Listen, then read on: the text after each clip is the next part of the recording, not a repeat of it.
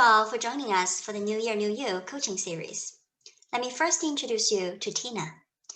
Tina is a life and leadership coach based in Philadelphia, Pennsylvania. She has more than 30 years working experience in insurance and IT and serves as a volunteer CRISE counselor for the CRISE text line. As a coach, she works with individuals who want to see their life expand and prosper and finally see their dream life turn into reality. So why don't you first introduce yourself to the audience? Tell us a little bit about yourself and also what leads you to coaching. Tina Muheim, I'm from Philadelphia, Pennsylvania. I've lived in Philadelphia all my life, and actually I'm a couple blocks from the Liberty Bell, which is exciting. What led me to coaching? After 33 years being in the insurance industry, my IT department had a reorganization, and I was let go based off of that reorganization. However, 2 weeks after I was let go, COVID hit and everybody else was sent home. So I had decided that during the time that I was home, I would go back to school, and I started a doctorate degree in information technology. But at the same time, I met a coach from Accomplishment Coaching, which is where I'm training from, and Emily Golden. Through coaching with her, I found that I didn't want to do what I did. So I decided to put a pause in looking for a new job and explore what I really wanted to do, which was my passion. And one of my passions is emotional intelligence. And so through Emily and through our coaching sessions, I decided I would try coaching as really for more transformational pieces for me. But as we started training, there was like the pieces of the puzzle coming together between the doctorate and what I did, and then with coaching, that I see the pieces. They're not clear on how they're connecting, but I know that they're going to connect. So I'm excited about that.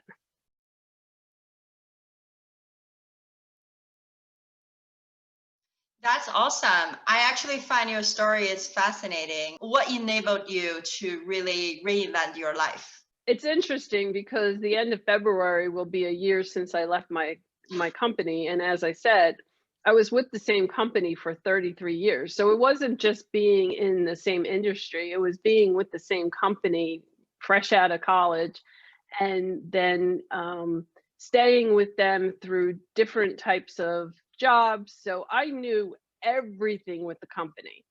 And when I say everything, people would come to me when the business had the problem, and then we would work something out. So this was crushing to me. I mean, I felt like I was losing my family, losing my identity, because that's what I knew. So when the step into, I was like, okay, I start school right away, which took my mind off of it somehow, but then COVID hit. And, you think I was going to be taking school books and things like that over to a coffee shop and studying in the park and things like that, and having lunch with my friends, and kind of like a semi-retirement mode, but that is not what happened. And then there was the period of slight depression, because actually the weekend where we went into lockdown for Philadelphia was my birthday weekend. So all the birthday plans changed, everything stopped. So again, with Emily, through Emily Golden, who, like I said, was my, and I actually met her. The story with how I met Emily was a week before. Like my last week of work, she held a career, like how emotional intelligence works with, looking for a new job and networking and things like that. So through her, when we started working, she actually had a group of coaches that was holding this like 3 times a week session where we would vent, we would discuss the current environment, we would discuss how people who weren't used to being together for 24/7 had to interact with their children, and then there's the and then there were the parents who had to actually teach their children. But I sat home by myself. Um, so there was nobody to interact, and that's okay because I've done that before, but it was different. It was more of a mandatory sit by yourself. Yeah. So as we went through the COVID piece, and it really, Ying, was the point in time when I realized what I wanted to do in my life versus what I had done and what I thought that, you leave a job and you think, oh, during this transition period, I have to network, I have to do my resume, I have to look for the same jobs. And that was my mindset. And every time I talked to the job recruiter, I got sick. Every time I talked to Emily, I was laughing. It was fun. It was exciting. And then I'd have this meeting with the job recruiter and I'd look at a job posting and literally like my belly, my stomach was just not settled. And so I started to realize, I'm like, wait a minute, something physical is telling me something when I look at jobs. And then I'm having this great experience over here. And we started talking about, what I desire to do and want to do versus what I need to do. And a lot of what my issue was, being single, being the only breadwinner, and 33 years of having that income week over week or month over month, and your health benefits and knowing what you were kind of guaranteed. And in retrospect, you're never guaranteed. There was a scarcity feeling. So Emily and I worked through scarcity about what your goals are and what your needs and desires are. And the more I started looking at what my desires were and what I really, really wanted to do, I wanted to be more of a leadership role and give back to whatever company would take me on next. And I could see, based off of my experience, being able to do that leadership role with coaching so that management had a different way of people managing than in the past. A lot of people come up through the ranks for IT from the technical side and they lack people management. So this way I can go back into what I loved, but still provide with something different that not many the companies are just exploring this coaching piece. So, but it really was through meditation, through the groups that I found, like through Emily and women that I had experienced other sessions with. But at the start of COVID, that was COVID, but then we also had all the Black Lives Matter protest. And so that added a complexity onto our year. And again, it was, the meditations, my school, knowing that I didn't have to look for a job. That, I think, really, once I realized that the scarcity was driving me because of fear, and once I removed that, my whole life shifted. And truly, people say, oh, I'm so sorry, you got let go after 33 years. And now I can really tell you, I'm so happy. I think I'm happier like through a year of COVID and being locked down than I have in a really, really long time. I also have to say that this was also toward the end of the year, I started to get some health issues resolved. I had a spinal fusion a couple years ago, and my leg still didn't work right. And now I'm actually getting it where I have less and less pain. And then in August, we started our coaching program together. So I have another set of family that I can rely on. And that's always a good sense of support. So it's really your support system. I'm a crisis line volunteer. So I hear a lot of people who are like lonely. And if you don't have somebody, like one or two people that you can count on, then reach out to people like for those volunteer pieces, because there are a lot of volunteers that are still doing online just to connect with people. And I think that's the biggest thing on getting through COVID, was the connection that I made through Emily, through her group, then through our coaching program. And, still staying in touch with family, but not to the extent that I have with our coaching group and other people that I met throughout the year. Now you're also a coach, right? And you provide coaching with your clients. And I'm sure you have heard and seen firsthand a lot of transformational happens through coaching.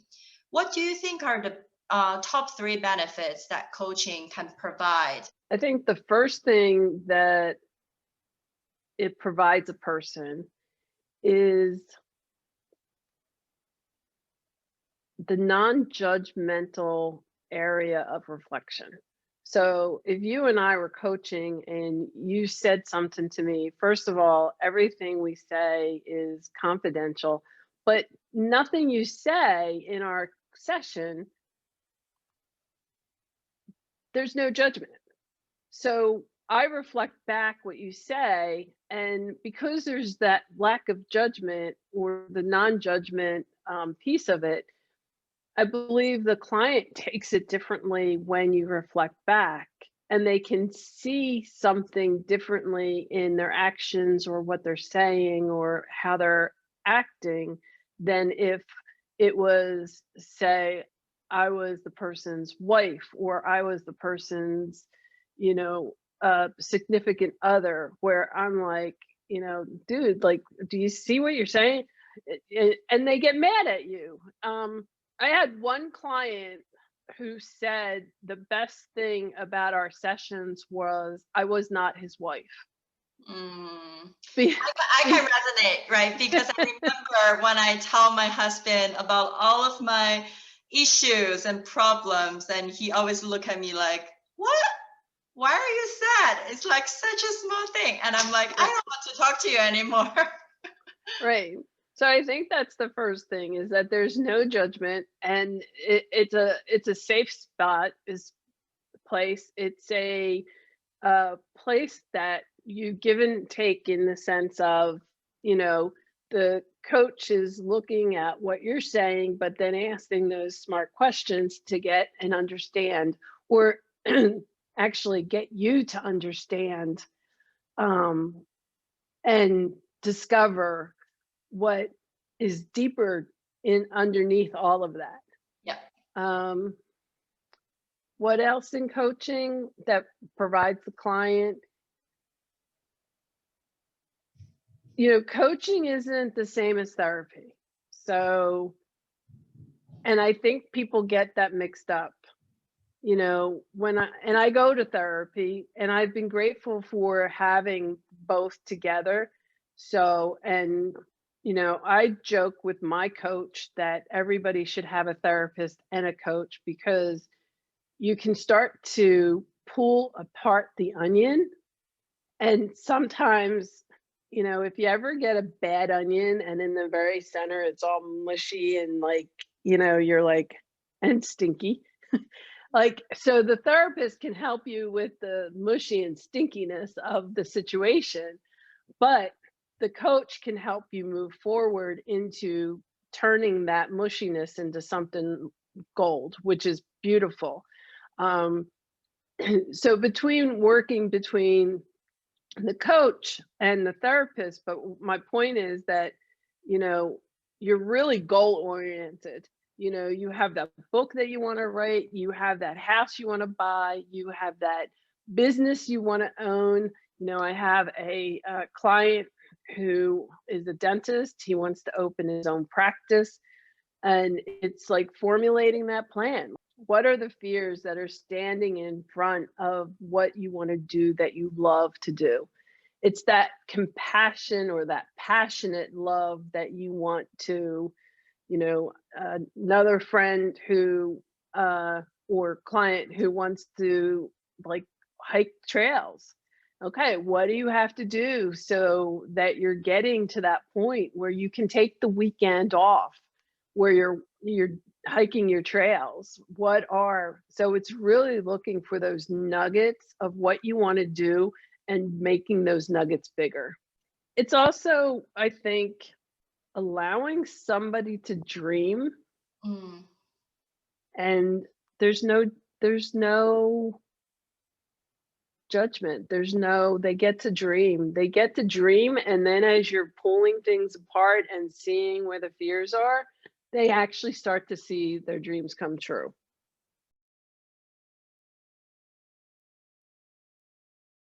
We live in a world that we usually don't get what we wanted, right? So we sort of felt like it's a waste of time, dream, right? We should really put our head down and focus on getting the next project over the line.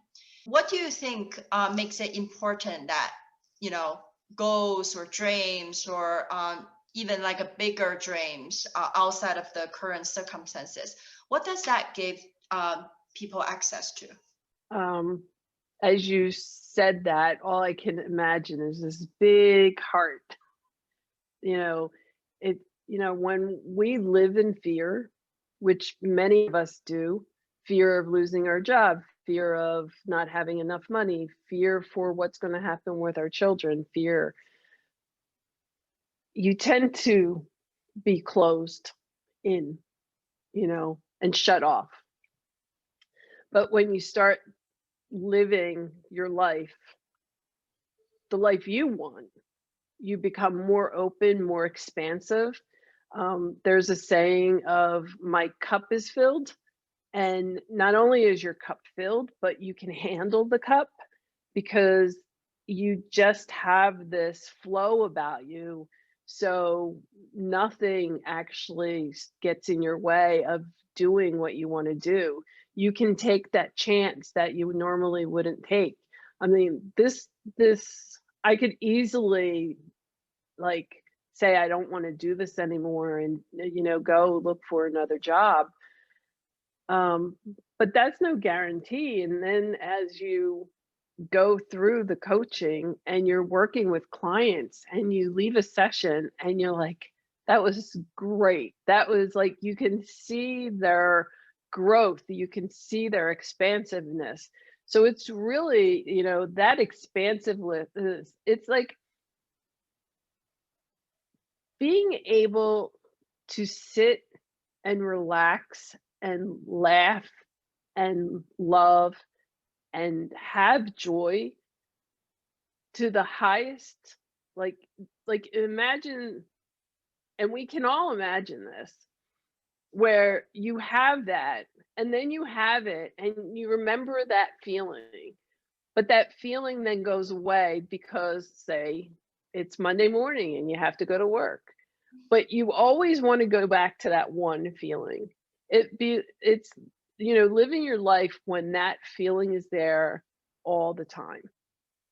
And I'm not saying that you're always like perky and happy and everything. I'm just saying that even when the tough times come, you're able to handle the tough times even better than before, because your capacity of holding things and handling things are much different because of those fears that you've worked with are no longer there. So yeah, it's just that growth and that experience and expansiveness. And there's a difference between living in fear and living with love. And I surely have experienced that in my lifetime. And even I could go into fear of the last year, and I know I haven't gone into fear in living with fear, I should say, but living with love, it's such a different perspective. And I encourage everybody to jump on that train. Wow, that is awesome. Sometimes you feel like it's too good to be true, but when you started practicing and when you really started getting on, you feel like it's actually there and it's within yourself, right? Which Yep. is even more magical. Yep.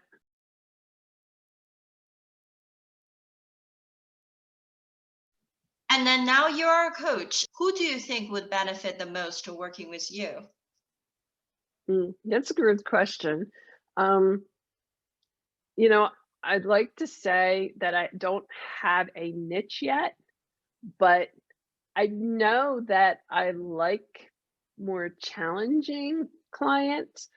I'm not scared of any different topics. I know some people, uh, the tougher subjects like sexual relations, grief, things like that, abuse are things that some coaches can't handle. It's like in some respects, the more challenging the client, the more that I want to work with them. And so I'm really open to any type of client. I have many years in information technology area of the business. I have that perspective for executives, but there's also working with people who want to write a book or another person who wants to write a business. Like there's nothing right now that I would say no to, only because I'm open to experiencing all types of clients. And, there is a desire to work with athletes. My Philadelphia Eagles out there, if you're listening, I'm open to working with you guys. So it's really being open. I think being open makes me a better coach, as it gives me more experiences as I continue my career. Thank you so much, Yeah. Tina.